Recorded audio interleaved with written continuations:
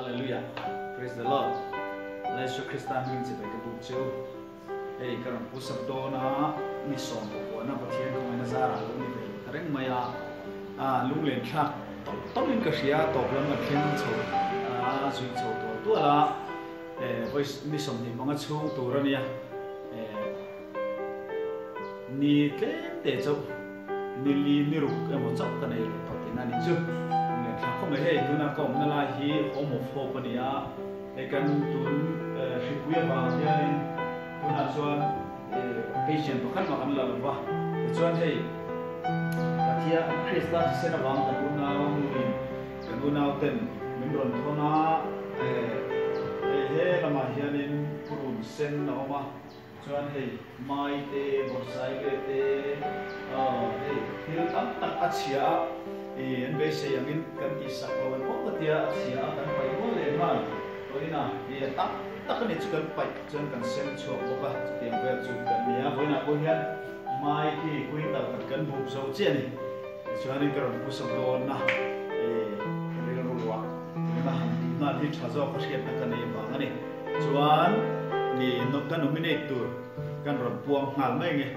voin ta na kan nominate tur chu Krista Zara ko unau pa tan chan kan senior te poni liam chu rongo na min pe tak mai counselor thalu tuk mai chuan te a ko unau pa voina hianin karon nominate ta ni po tuna kan case khoi am tuna kan awareness le yang hi ani po khoi tamber ani ka ringa chawangin anxiety depression depression te khang do tur le beile tur khan he push-up challenge mang hian awareness lo nei chun lam pe turin chuan te ya karon nominate chea ala li suam hinga lo chang turin ka ngem tok che ni chuan ka thu charam ken chu rombung som panga chang khat thu kha ania chuti chuan ke ni mi chak te hian mani lom na song lovin mi chak lo te chak lo na te chukan tur pui sok turani te ni voina he push-up challenge hi a thanai in ka hria mi chak lo te chak lo na kha awareness nei tu challenge dong tu piang hian nominate tang piang te hianin chu rong bol na chu kan rong bol na ni ve na la nei ti kha hretel dai la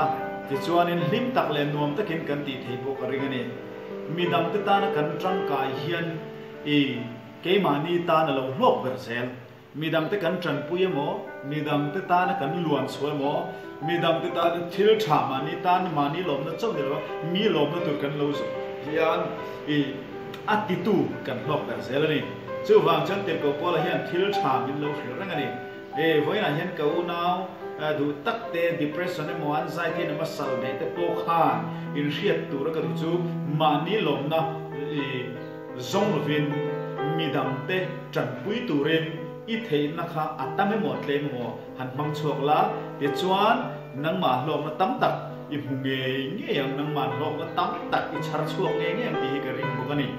voine hian mani tan chau kan dun chuan kan thop pik then kan du thu sam hi engma kan mu thei lawa kan du thu sam mang hian e thil hi thleng fo thin si lawa chu wangin lom na le hin tak tak kan du chuan medam te lom na zo songa midam te tuar pui tu kan ni hian alo lok thina ni lalpan no somro se tuna kan pu sa pange on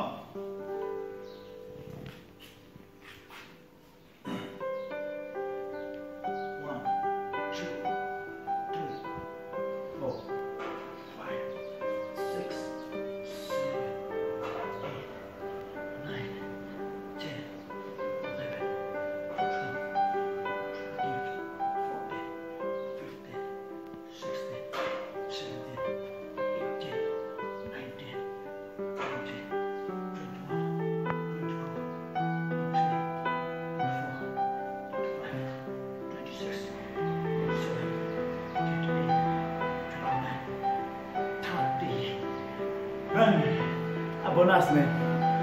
oi song khung kan tile ta ma kan song se hallelujah thiên ro se